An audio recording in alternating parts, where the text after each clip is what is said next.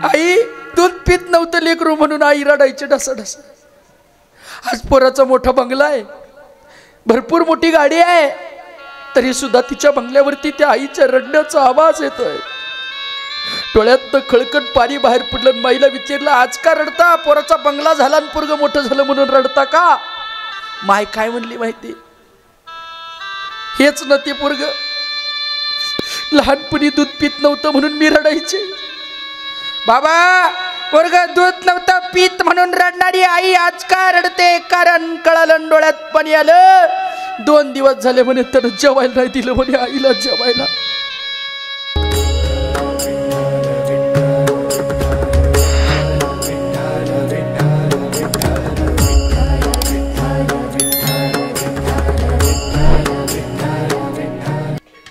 ऐका, आतापर्यंत कीर्तन ऐकलं गड्या. आता 15 मिनटं तुम्हाला सगळ्यांना देणार आहे. शेवटचे हे 15 मिनटं माय म्हणजे काय असते गेल्याशिवाय कळत नसते हे सांगून जातो. आई आम्हाला आयुष्यभर जिच्याविषयी अंतःकरणात फक्त प्रेम आणि भावना असते ती आई. ज्या लेकराला आई नाही त्या लेकराला जाऊन विचारा मायेचं प्रेम काय असतं. तुम्ही म्हणाल महाराज सांगा आई म्हणजे काय? आ म्हणजे आंधळ्याचा डोळा, लंगड्याचा पाय. सचिन महाराज जसं पखवाद वाजवतात ना, असेच एक महाराज आळंदीला बाबा इंद्रायणीच्या तीरावरती पखवाद वाजवायचे. महाराज पखवादाची थाप पडली ना की एका हरणीच्या पिलानं पळत यावं महाराजांचा मृदुंग ऐकावा. इतका गोड महाराजांचा मृदुंग वादन होतं. रोज हरणीचं पिलू यायचं बरं काय, रोज ऐकायचं. महाराजांना आनंद वाटायचा. अविनाश बाबा मृदुंग महर्षी झाले महाराज. आता पुन्हा मी आळंदीला शिकण्यासाठी जाणार नाही, पण एकदा तरी त्या पिलाला भेटावं की ज्याच्यामुळे मी इतकं गोड वाजू शकतो. थाप मारली हो. पिलू पळत आलं. विचारलं, बाबा रे तुला काय आवडलं? थाप आवडली, काय आवडलं काय? हरणीच्या पाडसानं सांगावं, महाराज कुठून आलात तुम्ही माहीत नाही मला, रोज यायचा, मी यायचो तुमच्या जवळ, इथपर्यंत खरं होतं. पण बाबा तुमचं नाव काय, गाव काय, या वादनाला काय म्हणतात माहीत नाही मला. पण महाराज गेल्या 6 महिन्यापूर्वी आळंदीच्या घाटात एका ट्रकनं माझ्या आईचं निधन झालं. माय मेली हो. रक्त सापडलं पण माईचं कातडं नाही सापडलं. शोधत होतो, धावधाव पळत होतो, थकलो अक्षरशः. नंतर कळालं बाबा या पखवाजाला लावलेलं कातड आहे ना माझ्या आईचं आहे. तुम्ही थाप मारली ना आईनं हाक मारल्यासारखं वाटत आणि म्हणून फक्त सावरा बावरा होत धावत येतो. महाराजांच्या डोळ्यात पाणी आलं. आता मी परत वाजवायला येणार नाही, पण मी जेव्हाही समाधीचा सोहळा असेल तेव्हा फक्त हा मृदुंग तुला दाखवण्यासाठी आणेल, कारण तुझी आई त्याच्यात दडलेली आहे महाराज. ही आईचं प्रतीक आहे. माय गेली का त्या लेकराला जाऊन विचारा माय म्हणजे काय. आई करंगळी कापल्याचं दुःख कुणी सहन करत नाही हो.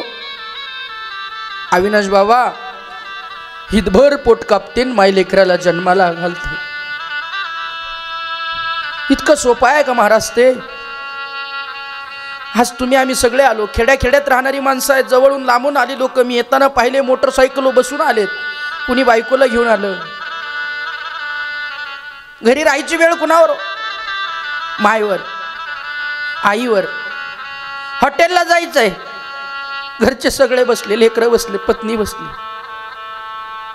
आई पुढे जा ना, आई चला थोडस बाहेर जाऊन येऊ. राजा घरातले सगळे गेले तर माझ्या या छोट्या छोट्या बकऱ्या कोण सांभाळेल, कोंबडं कोण सांभाळेल, माझ्या गायांकडे कोण लक्ष देईल? आईला वाटत नाही का फिरावा?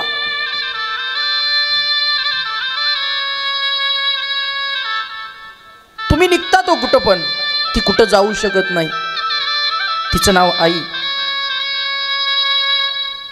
लेकरू कुठेही असू द्या, माय तिच्यापर्यंत पोचते, कुशीत घेते, तेव्हा आनंद. बायको म्हणली मला आईचं काळीच पाहिजे. जेवण झाल्यानंतर हात धुतला, तो हात बायकोच्या साडीला पुसा, ती पदर ओढून घेईल. माय तोंड सुद्धा पुसते हो त्या पदरात तोंड.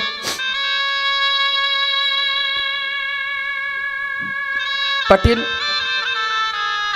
तुम्ही म्हणाल महाराज काय कळाली माय सांगा. 4 कीर्तन होते आज, 4. रोज कीर्तनात रडतो, रोज रोज रडून माय मिळत नाही ना महाराज. त्या दिवशी माय कळते. 200 किलोमीटरचा प्रवास, 1000 किलोमीटरचा प्रवास आमचे अविनाश महाराज करतात, आमचे किरण महाराज करतात. 12ला घरी जाऊ द्या, 2ला घरी जाऊ द्या, 1ला घरी जाऊ द्या, आपण जेवण जरी करून गेलेलो असं ना अविनाश महाराज, माय काय म्हणते, परा जेवला का रे. तिला माहिती असतं, पण तिच्यातलं प्रेम फार वेगळं असतं साहेब. माय गेली का मग माय कळते आजी, तशी माय नाही कळणार. विवेकानंदांच्या मते जगातील सर्वात मोठं न्यायालय जर कोणतं असेल तर बाबा ते तुमचं आई आहे. कशी असू द्या, आई ती आई असते. देवाला दिवे तर सगळेच जण लावत असाल ना, लावता ना तुम्ही, लावता का लावता बाबा. देवाला दिवा लावता ना, पण का लावता महाराज. देवाला दिवा लावता का लावता माहिती, मला पण नाही माहिती देवाला दिवा का लावता. देवाला दिवा लावणं जेवढं महत्वाचं आहे, तेवढं तुमच्या घरात तुमची आई असणं महत्वाचं आहे. देवाचा दिवा इजला तर घरातली शांती जाते म्हणतात, आणि घरची माय विजली तर मायेची सावली जाते. ही गोष्ट ध्यानात ठेवा. एक माय आणि दुसरा बाप जगात सगळ्यात श्रेष्ठ. इसवी सन 1976-74 हिंदवी स्वराज्य संस्थापक राजे छत्रपती शिवाजी महाराजांचा राज्याभिषेक.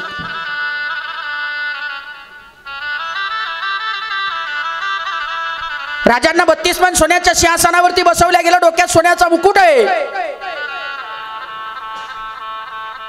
आज सगळी लोक भेटायला आली. राजे आलेत, महाराजे आले, हत्ती बक्षिस दिलेत, घोडे दिलेत. राजे सिंहासनावर बसलेले आहेत. सगळे म्हणायचे राजे एवढे किल्ले जिंकवले, एवढा मोठा अभिमान आहे.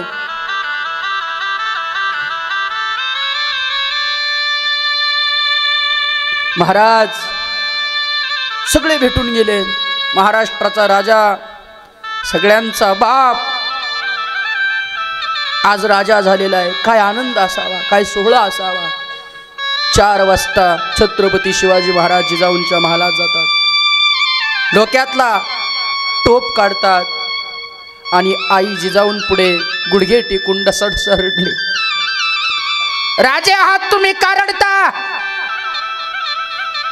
32 मन सोन्याच्या सिंहासनावर बसलो आई आम्ही. डोक्यात सोन्याचा मुकुट आहे, पण एवढं सगळं वैभव पाहण्यासाठी तुमच्या कपाळाचं कुंकून माझा बाप जगात नाही. अरे बाप म्हणजे काय, कौतुकाची थाप म्हणजे बाप आहे. ज्या दिवशी तो जातो त्या दिवशी बाप कळतो. महाराज तुम्ही म्हणाल महाराज काय असते माय सांगा. बाबा सांगू माईची व्याख्या काय. खेड्या खेड्यात कीर्तनाला जातो बाबा मी. 80 वर्षाची म्हातारी आज बंगल्यासमोर डसडस रडली. आईला विचारलं आई डोळ्यात पाणी का. ती माय मला नेहमी सांगायची बाबा माझं हे पोरग लहान होतं तेव्हा ती दूध पित नव्हतं म्हणून मी खंडेरायला प्रार्थना करायची, तुझ्या गडावर येईन, तुला नारळ वाहीन, प्रत्येक पायरीला मी एक एक नारळ फोडेल, अशी नवस करायची. खंडोबा पावायचा, माझं लेकरू दूध प्यायचं. आई दूध पित नव्हतं लेकरू म्हणून आई रडायची डसडस. आज पोराचा मोठा बंगला आहे, भरपूर मोठी गाडी आहे, तरी सुद्धा तिच्या बंगल्यावरती त्या आईच्या रडण्याचा आवाज येतोय. डोळ्यात खळकट पाणी बाहेर पडलं. माईला विचारलं, आज का रडता? पोराचा बंगला झाला आणि पोरग मोठं झालं म्हणून रडता का? माय काय म्हणली माहिती? हेच ना ते पोरग लहानपणी दूध पित नव्हतं म्हणून मी रडायचे. बाबा, पोरग दूध नव्हतं पित म्हणून रडणारी आई आज का रडते? कारण कळालं, डोळ्यात पाणी आलं. 2 दिवस झाले म्हणे त्यानं जेवायला नाही दिलं म्हणे आईला जेवायला. दूध न पिणार लेकरू म्हणून रडणारी आई आज लेकरू जेवायला देत नाहीये म्हणून रडत असेल तर खंडोबाची शपथ घेऊन सांगतो, आग लागू तुमच्या बंगल्याला, आग. घरात कुत्रे सांभाळणारी माणसं आहे. अरे काहींच्या कुत्र्याला बिस्किट आहे, कुत्र्याला डायनिंग टेबलवरती जेवण आहे, कुत्र्याला एसी रूम आहे झोपण्यासाठी, तर कुत्र्याला बाथरूम आंघोळीसाठी. 200 रुपये कुत्र्याचं साबण आहे, 200 रुपयाचा कुत्र्याला इंजेक्शन आहे, कुत्र्याचं बिस्किट वेगळं, कुत्र्याचं खाद्य वेगळं. आम्ही कुत्र्याला गाडीत पुढच्या सीटावरती घेऊन बसतो, आम्ही कुत्र्याशी बोलतो, पण मायबापाशी बोलत नाही. आईबापाशी बोलत नाही. माय कुत्र्याला किती जीव लावा, कुत्रे चावल्याशिवाय राहत नाही. आणि मायबापाला फेकून भाकर मारा, आशीर्वाद दिल्याशिवाय मरत नाही. त्यांचं नाव मायबाप. मी म्हणाल, काय कळाले मायबाप? सांगा ना, सांगा महाराज, काय कळाले मायबाप? ऐका, मायबाप काय असतात ना, 2 मिनिटात सांगून जातो. ज्या लेकराला नाही ना त्या लेकराला जाऊन विचारा. माय 20 वर्षाचं वय आहे माझं, तुमच्या समोर उभं आहे, 20 वर्षाचं वयाचा 2 वर्षाचं तो तेव्हा माझी माय गेली महाराज. परमपूज्य गुरुवर्य बहुरूपी महाराज लासलगाव अनाथ आश्रम यांच्या आश्रमात मी वाढलोय महाराज. लहान होतो, 2 वर्षाचा. मला आई म्हणता येत नव्हतं. पहाटे 5ला उठायचं, गार पाण्याने आंघोळ करायची, स्वतःच्या हाताने कपडे धुतले की हाताला फोडं येतात, आणि मग कळतं माय म्हणजे काय. दिवाळीच्या सणाला तुमचं लेकरू नवीन कपडे घालत असेल, नवीन चिवडा फराळाचं खात असेल. आमच्याही आश्रमात सगळे लोक यायचे, त्यांच्या अंगात चांगले कपडे असायचे, पण कुणीतरी वापरलेलं कपडं आश्रमात आणून देतंय. घातले ते कपडे की शाळेत गेलं का तेच मुलगा शेजारी बसलेला म्हणायचा, हा ड्रेस मागच्या वर्षी माझ्या अंगात होता, वाईट वाटायचं. आणि मग कळायचं माही नसल्यानंतर दुःख किती असतं. बाबा खूप यातना होता तो. तांदळाची खिचडी भेटायची आमच्या शाळेत. खिचडी खाण्यासाठी प्लेट नाही. आई बाप पोरं शाळेत सोडायला यायचे आणि त्यांना जाताना बाय करायचे. आम्हाला बाय कुणाला करता येत नव्हतं. खिचडी खाण्यासाठी प्लेट नाही ना. पोरांच्या डब्यात पिझ्झा बर्गर. माय आमच्या डब्यात तसलं काही नव्हतं. त्या मुलाचा डबा पाहिला ना वाईट वाटायचं. त्याला आई आहे हो, त्याच्या डब्यात चांगली भाजी आहे. कामवाल्या मावशी म्हणायच्या त्या भात वाढणाऱ्या, पोरांनो तुम्हाला नाही भात खायचा का? मावशी आम्ही अनाथ आश्रमातले, प्लेटी नाही करे, प्लेट नाही. मग तांदळाची खिचडी खायची कशावर? वहीचं पान फाडायचं आणि त्यावर तांदळाची खिचडी खायची. मग कळालं माय म्हणजे काय. इतकं सोपं असतं का? आमच्या गुरूंनी आम्हाला जर घडवलं नसतं, बाजारातून मागून आणायचो आम्ही. गोणी फिरवले की कुणी खराब झालेले वांगे टाकेल का बटाटे टाकेल पाहायचं नाही, फक्त घ्यायचं आणि पुढं चालायचं. एकदा असा प्रसंग घडला. मागता मागता शाळेतला मित्र समोर पाणीपुरी खाताना उभा होता. दुसऱ्या दिवशी शाळेत त्यानं चिडवलं. रडलो, गुरुजींकडे गेलो, बाबाजींना म्हणलो, बाबाजी पोरं शाळेतले चिडवतात. बाबांनी सांगितलं, अरे तुम्हाला कुणीतरी खाऊ घालतंय, तुम्ही कुठून तरी मागितलेलं त्यांना मी तुम्हाला खाऊ घालू शकतो, पण तुला ज्ञानोबराय माहिती आहे? म्हणलं नाही. त्या ज्ञानोबरायनी वयाच्या 16व्या वर्षी लोकांनी इतका त्रास दिला माझ्या माऊलीला. पायाखाली पीठ तुळवलं, ते खायला लावलं, माती हाणली, शेण हाणलं. अखेर ती ज्ञानोबराय नेवाशा तालुक्यात वयाच्या 16व्या वर्षी ज्ञानेश्वरी ग्रंथ लिहितात. मन थोडंसं हलकं झालं. नाही, माऊली किती गोड आहे, किती चरित्र गोड आहे. आणि मी माऊलींच्या चरित्रावरती वयाच्या 8व्या वर्षापासून कीर्तन करायला लागलो महाराज. 8 वर्षाचं होतो तेव्हापासून कीर्तन करायला लागलो.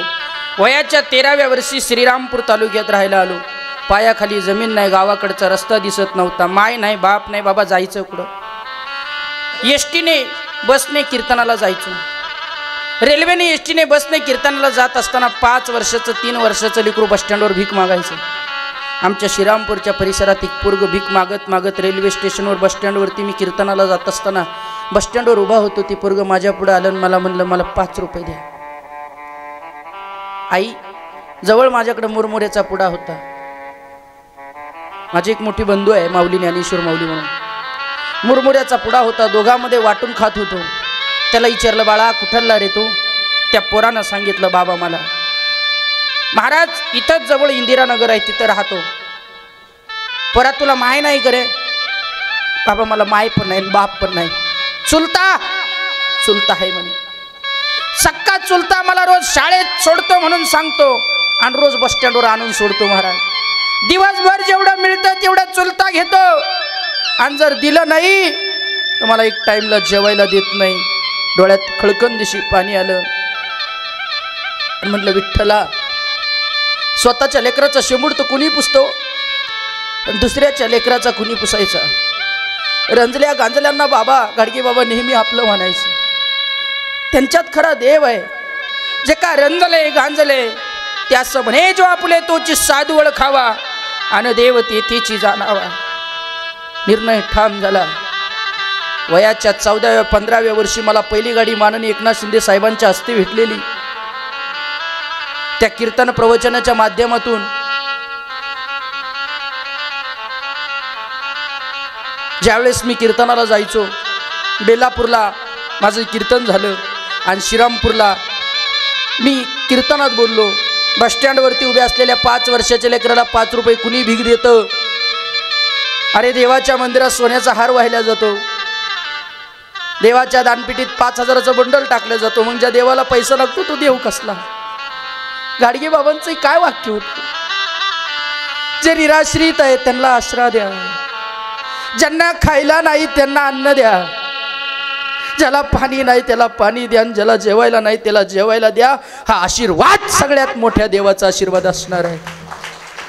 अंतकरण भरून आलं त्या लेकराकडे पाहिल्यानंतर आणि कीर्तनात सांगायला सुरुवात केली, ज्याला मायबाप नाही अशा लेकरांसाठी आजपासून जगायचं.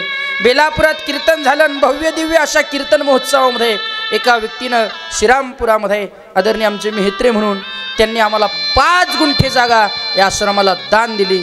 ऐका, आईवडिलांच्या स्मरणार्थ दिलेल्या जागेत अगदी वयाच्या 16व्या वर्षी भव्य दिव्य श्री साई विठ्ठल अनाथ आश्रम उभं केलं.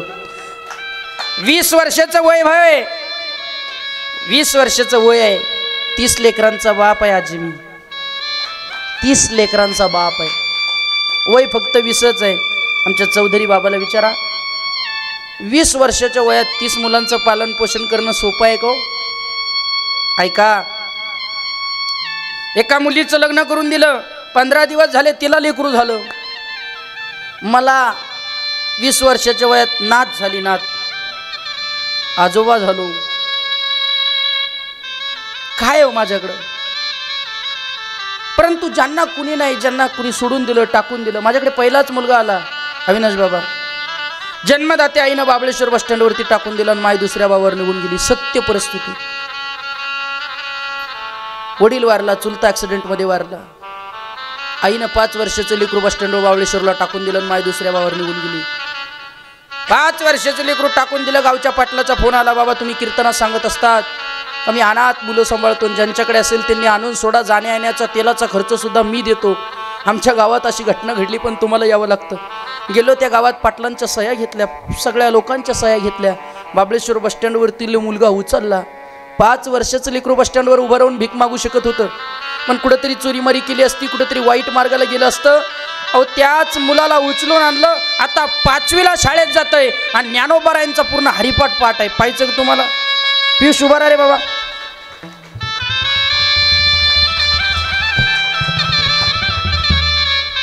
हे माझं लेकरू आणखीन 8वीला आहे, आपल्या समाजाचं आहे. त्याची बहीण पण 12वीला शिक्षण घेते. संत गाडगे महाराजांच्या समाजाचं लेकरू आहे. त्यांनी समाज नाही मानला, त्यांनी सगळ्यांना देव मानलं. पण हे लेकरू, बाबा या लेकराचं अक्षर इतकं सुंदर आहे. त्यानं काढलेलं अक्षर शाळेनं मला आदर्श पालक पुरस्कार दिला. शाळेनं खरं सांगू, ज्यांना टाकून दिलं, ज्यांना सोडून दिलं, ज्यांना कुणीच राहिलं नाही, अशांचा बाप झालो 20 वर्षाच्या वयात. पण मी एकटा काही नाही, मागं फार मोठी फिडिंग आहे. माझे बंधू आहे, वहिनी आहे. हे लेकरं पालन पोषण करणं म्हणजे सोपं नाही बाबा. श्रीरामपूरच्या रेल्वे स्टेशन एक 2 वर्षाचं पोरगं आणि 5 वर्षाची मुलगी. सख्या आईनं त्या पोरांना झोपू घालायचं आणि दुसऱ्या बाबावर जायचं. रेल्वे आली, पोरगं लघवीला पटरीवर गेलं तर मरून जायलो. ऐका, एक सदग्रस्त आहे श्रीरामपूरचे, ते वाढायला जायचे अन्न. वाढपी येऊस तर पोरं पत्रवाळी खायचे महाराज. पत्रवाळी जेवायला भेटत नसन. अक्षरशः इथून कमरेपासून खाली सगळे फोडं फाडं. आई 2 वर्षाचं लेकरू पू खायचं, मळ खायचं कानातला काढून. पाटला ते आमच्या अन्नदात्याचा फोन आला, महाराज अशी अशी घटना घडली. आम्ही पाहिलेलं वैभव आहे. माईनं त्या पुरीला पाटात फेकून दिलतं. ती म्हणली मला नको आहे. मी त्यांना तुमचा परिचय दिला, पण काय करता येईल म्हणलं, कोर्टातून ताब्यात घेऊ आपण. दोन्ही मुलं आम्ही कोर्टातून नोटीस केलं, त्याला त्या व्यक्तीला लिहून दिलं त्या माऊलीनं, हे पोरं मला लागत नाही. त्या माऊलीचा संपर्क संपला त्या लेकराशी. 8 दिवस 2 वर्षाचं लेकरू, त्याला मी रोज खेळवायचो, मोबाईल द्यायचो. 8 दिवसांना माहिती आहे मला काय म्हणलं माहिती आहे, मला माझ्या आईकडे जायचं. तसंच उचललं बाबांनी, रेल्वे स्टेशनवर घेऊन गेलो. 3 पटऱ्या श्रीरामपूरच्या धुंडल्या, पण माई नाही दिसली तिथं. माई परत त्याला आता देऊ शकत नाही हो, कारण त्यांच्या माईला ते लेकरं नको होते. पण त्या लेकराचं काय चुकलं, 2च वर्षाचं आहे, त्याला आता दुधाची बाटली लागती. रात्री 12ला उठतं, मला हलवतंय, बाबा आता लघवीला जायचं. 1ला उठतं, मला म्हणतंय भूकच लागली.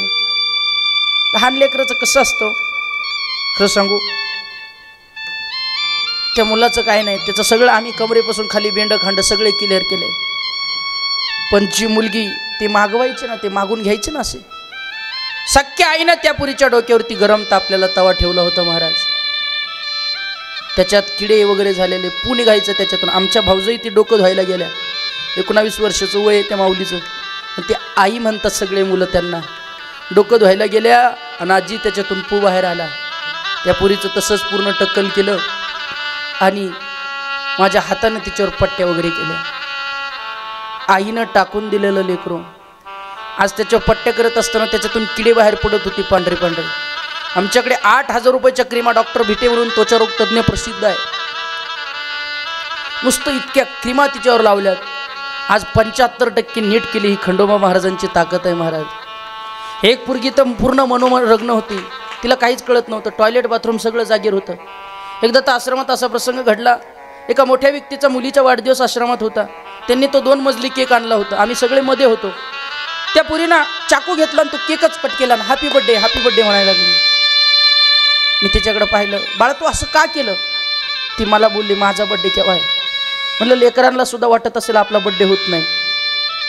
चौधरी महाराज, तेव्हापासून मी माझ्या आश्रमात प्रत्येक मुलाचा वाढदिवस साजरा करायला लागलो.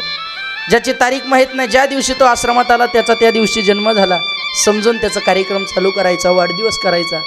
त्याला असं वाटत नाही आता आपल्याला मायबाप नाही. 2 वर्षाचं लेकरू इकडं निघताना मला म्हणलं, महाराज येताना दुधाच्या बाटली रिकामी झाली, आता दूध घेऊन या. पण त्याच्यासाठी दूध न्यायचं म्हणजे रिकाम्या हाती जाता येत नाही.